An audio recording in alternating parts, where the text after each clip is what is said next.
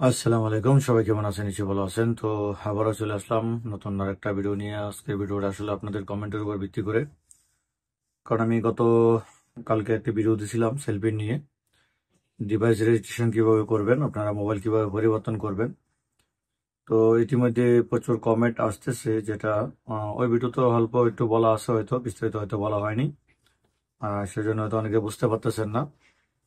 তো এই জন্য ভাবলাম যে আরেকটা বিস্তারিত বলে আরেকটা ভিডিও করে দিলে হয়তো ভালো হবে আপনাদের জন্য, কারণ সবাইকে একটা একটা করে কমেন্টের উত্তর দিয়ে সেটা সঠিক মতো বোঝানো যাবে না। এই জন্য আসলে আজকের ভিডিওটা। তো যারা সেলফি নিয়ে ইতিমধ্যে কমেন্ট করতেছেন বা বিভিন্ন সমস্যার কথা বলতেছেন, তো বলবো অবশ্যই ভিডিওটা পুরোটা দেখেন। আপনার সেলফি নিয়ে কোনো সমস্যা বা কোনো কমেন্ট আশা করি থাকবে না। তো দেখুন, প্রথমত যে এক ভাই প্রশ্ন করছেন, সেটা হলো বাংলাদেশি নাম্বার দিয়ে রেজিস্ট্রেশন করা, এখন সিমটা বাংলাদেশে রয়ে গেছে। তো দেখুন, এটা যদি হয়, আপনারা যদি কেউ বাংলাদেশি সিম দিয়ে বাংলাদেশে থাকতে সেলফি খুলছেন এবং এখন বাংলাদেশের সিম রেখে আপনি বিদেশে চলে আসছেন, তো ওই সেল পিনটা দিয়ে আপনি কোনো কিছু করতে পারবেন না, কারণ ওই সেল পিনটা আপনি এখানে চালাতে পারবেন না। আর যদি ওই সেল পিনের নাম্বারটা বাংলাদেশে চালু থাকে, তাহলে আপনাকে এখানে যাই কিছু করবেন সেটা বাংলাদেশ থেকে ওটিপি নিয়ে করতে হবে।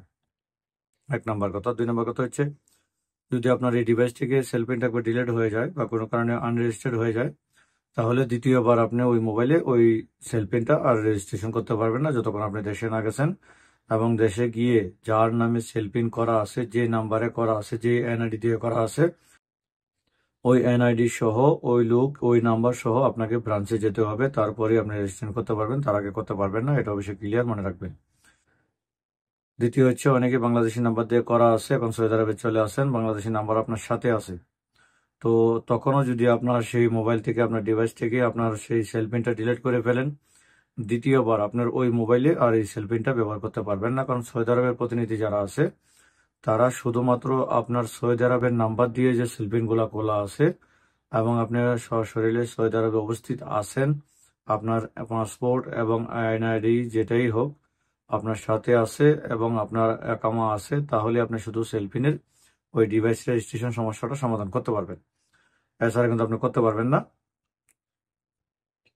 তো এখন কথা হচ্ছে, যারা বাংলাদেশি সিম কার্ড দিয়ে সেলফিন করছেন, এখন সৌদি আরবে আছেন, তো সৌদি আরবের নাম্বার দিয়ে কি আরেকটা সেলফিন খুলতে পারবেন কিনা, এরকম প্রশ্ন অনেকে করেন বা এরকম আবার কমেন্ট করতে পারেন, যেন আমি বলে দিচ্ছি। তো দেখুন, আমার কিন্তু দুইটা সেলফিন। তো আসলে দুইটা সেলফিন কিভাবে হলো, এটা নিয়ে আমি বিস্তারিত ভিডিও দেওয়া আছে। তো আপনারা যদি এরকম চান যে আমার একটা সেলফিন দেশে খোলা আছে আর একটা সেলফিন খুলতে চান, তো এই জন্য আপনাকে দুইটা জিনিস থাকতে হবে। এক হচ্ছে, আপনি যদি আগে থেকে ইসলামী ব্যাংকের অ্যাকাউন্ট গ্রাহক হয়ে থাকেন, আপনার কাছে যদি আগে থেকে ইসলামী ব্যাংকের অ্যাকাউন্ট থেকে থাকে, আর ওই অ্যাকাউন্টের মাধ্যমে, মানে অ্যাকাউন্টের জরিয়ায় যদি আপনি সেলফিন অ্যাকাউন্ট করে থাকেন, তাহলে আপনি ওইটা বাংলাদেশি নাম্বার দিয়ে করেছেন। এখন হয়তো দেখা গেছে আপনার অ্যাকাউন্ট নাম্বার এবং আপনার সেলফিন দুইটাই বাংলাদেশি নাম্বারে, এবং দুইটাই আপনার পাসপোর্ট অথবা আপনার বিদেশ থেকে করা আছে। তাহলে আপনি এখন কি করতে পারবেন, সৌদি আরবে যদি আপনার এনআইডি কার্ড থাকে আর আপনার ওই এনআইডি কার্ডের উপরে যদি কোনো সেলফিন অ্যাকাউন্ট করা না থাকে, তাহলে আপনি আপনার এনআইডি কার্ড দিয়ে সৌদি আরবের নাম্বার দিয়ে নতুন করে অনলাইনের মাধ্যমে সেলফিন খুলতে পারবেন।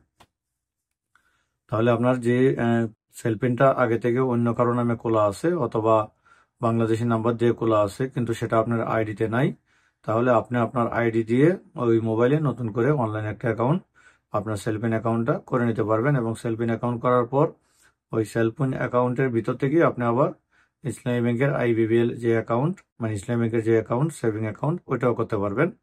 তখন আপনি এটাকে অ্যাক্টিভ হয়তো অটোমেটিক অনেক সময় হয়ে যায়।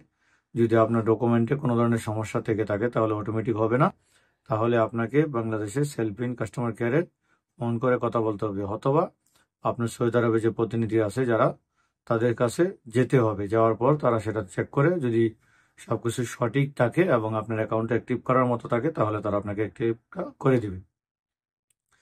তো আরেকবার প্রশ্ন করছিলেন যে আসলে আপনার ওয়াইফের নামে সেলফিন অথবা আপনার অন্য কারো নামে সেলফিন, ওইটা আপনি সৌদি আরবে চালাতে পারবেন কিনা।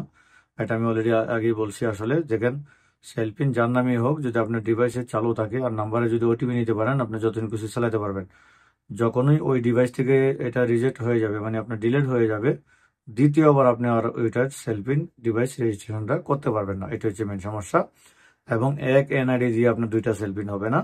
যদি আপনি আগে অ্যাকাউন্ট দিয়ে করা আছে, এখন এনআইডি দিয়ে করতে পারবেন, অথবা আগে এনআইডি দিয়ে করা আছে, এখন অ্যাকাউন্ট দিয়ে করতে পারবেন, তবে অবশ্যই অ্যাকাউন্টের সাথে যে নাম্বারটা দেওয়া আছে ওই নাম্বারটা আপনার কাছে থাকতে হবে। যদি আপনার সৌদি আরবের নাম্বার দিয়ে আপনার অ্যাকাউন্ট করা থাকে তাহলে অ্যাকাউন্টের মাধ্যমে আপনার সেলফিন অ্যাকাউন্ট করতে পারবেন। আর যদি এনআইডি দিয়ে করা থাকে আর ওই এনআইডির সাথে যদি আপনার বাংলাদেশের ইসলামী ব্যাংকের আগের কোনো অ্যাকাউন্ট না থেকে থাকে তাহলে ওই এনআইডি দিয়ে আপনার সৌদি আরবের নাম্বার দিয়ে নতুন করে অ্যাকাউন্ট করতে পারবেন। তো আশা করি আপনারা বুঝতে পারছেন বিষয়টা। তারপরে আরেকজন প্রশ্ন করছিলেন আচ্ছা, আর হচ্ছে আপনারা যারা সৌদি আরবে আছেন, আপনারা যদি মনে করেন যে না, আমি সৌদি আরবে রিয়াদ অথবা জেদ্দা থেকে অনেক দূরে আছি, সেখান থেকে তাদের কাছে যাওয়াটা সম্ভব হচ্ছে না, তাহলে আপনি কি করবেন? তাহলে অবশ্যই আপনাকে বাংলাদেশে ফোন করে ইমেল করে আপনাদের সেলফিনের যে ইমেল আছে ইমেল অ্যাড্রেসে ইমেল করবেন এবং সেই সেলফিন কাস্টমার কেয়ারে ফোন করে আপনাকে কথা বলতে হবে। কারণ সৌদি আরবে যারা আছে তাদের সাথে ফোনে কথা বলে হয়তো আপনাকে তারা সেটা করে দিবে না বলেই বলছে। তারপর আমি এখানে নাম্বারগুলো দিয়ে দিচ্ছি, আপনারা সেই নাম্বারে যোগাযোগ করবেন। যোগাযোগ করে আপনার সেলফিন নিয়ে বা অ্যাকাউন্ট নিয়ে কোনো ধরনের সমস্যা বা আরো কোনো ধরনের সহযোগিতা লাগলে তাদের সাথে যোগাযোগ করলে আশা করি তারা আপনাকে সেই সহযোগিতা করতে পারবে এবং আরো বিস্তারিত ভালো করে জানতে পারবেন যদি আরো কিছু জানার থাকে। আর একবার প্রশ্ন করছেন নাম্বার দিচ্ছেন দেখা যায় না। তো ভাই, নাম্বার তো অবশ্যই দেখা যায়, আমি আপনার কথার পর আমি ভিডিওটা চেক করেছি।